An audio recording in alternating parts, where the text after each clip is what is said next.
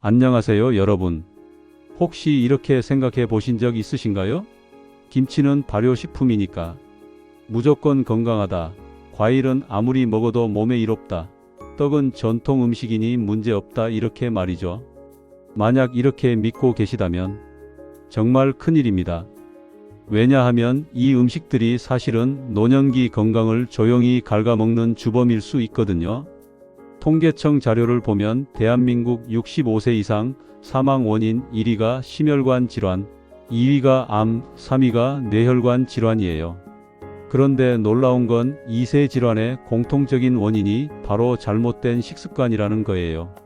오늘은 여러분이 무심코 드시는 음식 중에서 노년에 특히 치명적인 5가지를 말씀드리려고 해요. 특히 이 음식들은 몸에 좋다는 착각 때문에 더 위험해요. 끝까지 보신다면 앞으로 여러분의 식탁이 완전히 달라질 거예요. 자, 그럼 첫 번째부터 말씀드릴게요. 바로 단무지, 김치 같은 고염 절임류예요. 김치가 왜 나빠요? 발효식품이잖아요. 하시는 분들 많으실 텐데요. 물론 김치에는 유산균이 있어서 좋은 면도 있어요. 하지만 문제는 엄청난 나트륨 덩어리라는 거예요. 세계보건기구에서 권장하는 하루 나트륨 섭취량이 2000mg인데 우리나라 사람들은 그 2배 이상을 드시고 있어요. 특히 나이가 들수록 신장 기능이 약해져서 염분 배출이 잘 안 되거든요.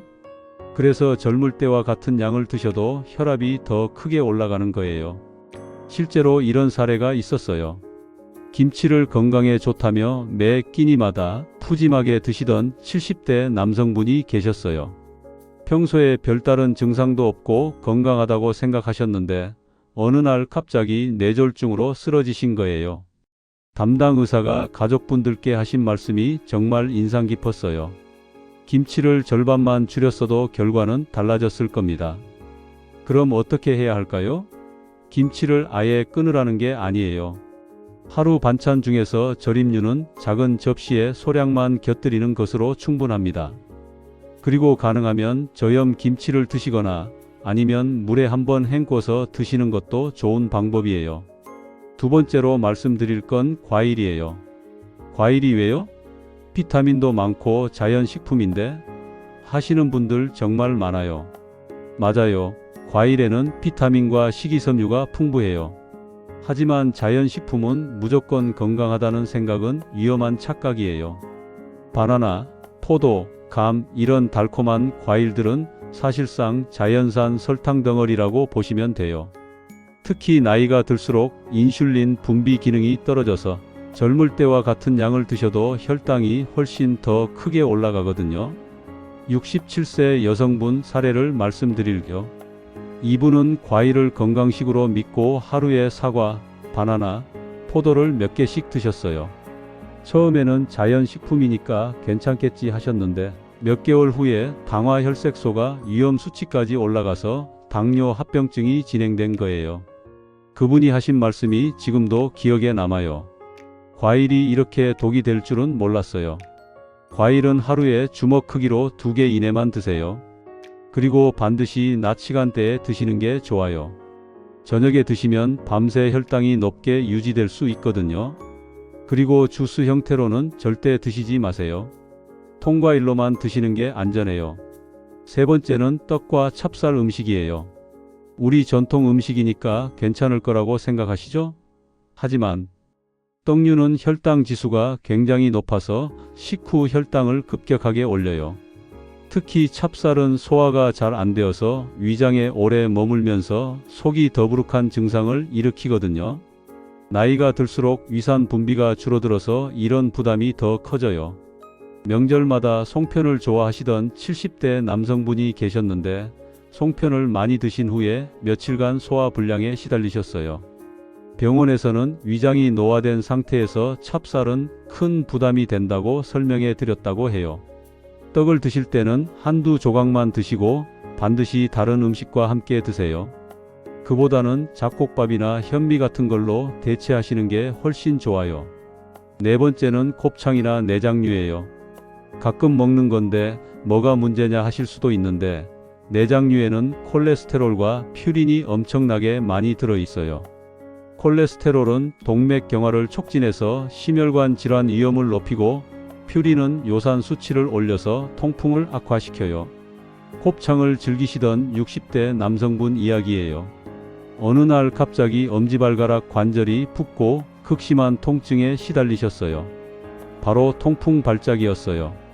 그때부터 의사 선생님께 곱창을 사실상 금지당하셨죠. 내장류는 정말 가끔 기념일 같은 특별한 날에만 소량 드세요. 그리고 가능하면 구워 먹지 마시고 삶거나 찐 형태로 드시는 게 좋아요. 5번째는 빵이나 케이크에 쓰이는 쇼트닝과 마가린이에요. 빵 한 조각이 뭐가 그리 나빠요? 하실 텐데 문제는 빵 자체가 아니라 그 안에 숨어 있는 쇼트닝과 마가린이에요. 여기에는 트랜스지방이 들어 있거든요. 트랜스지방은 나쁜 콜레스테롤은 올리고 좋은 콜레스테롤은 낮춰서 혈관 건강을 파괴해요. 특히 나이가 들수록 혈관 탄력이 이미 많이 줄어든 상태라서 작은 양이라도 위험할 수 있어요. 매일 아침 빵을 즐겨 드시던 60대 여성분이 계셨어요. 협심증이 점점 심해져서 결국 스텐트 시술을 받으셨는데 담당 의사가 하신 말씀이 인상 깊었어요. 빵 자체가 문제가 아니라 그 안에 들어간 쇼트닝과 마가린이 문제입니다. 빵이나 과자를 드실 때는 반드시 트랜스지방 0g 표시가 있는 제품만 고르세요. 그리고 마가린 대신에 버터나 올리브 오일을 쓰시는 게 좋아요. 빵이나 케이크는 정말 특별한 날에만 소량 드세요. 자, 오늘 말씀드린 노년기에 피해야 할 5가지를 정리해 볼게요. 첫째, 김치 같은 고염 절임류, 혈압과 신장을 망가뜨려요. 둘째, 과일의 과식, 혈당 스파이크를 일으켜요. 셋째, 떡이나 찹쌀류, 소화불량과 당뇨를 악화시켜요. 넷째, 곱창 같은 내장류, 통풍과 동맥경화를 촉진해요. 다섯째, 쇼트닝과 마가린, 트랜스지방으로 혈관을 손상시켜요. 이 5가지만 염두에도 노년기 심혈관 질환 위험을 현저히 낮출 수 있어요. 여러분, 건강한 노년은 거창한 보양식에서 나오는 게 아니에요. 매일 드시는 음식에서 무엇을 덜어내느냐, 그게 바로 장수의 비밀이에요. 오늘 내용이 도움이 되셨다면 댓글로도 여러분의 생각을 들려주세요. 앞으로도 과학적 근거와 실제 사례로 노년기 건강을 지키는 방법을 계속 알려드릴게요. 건강한 하루 되세요.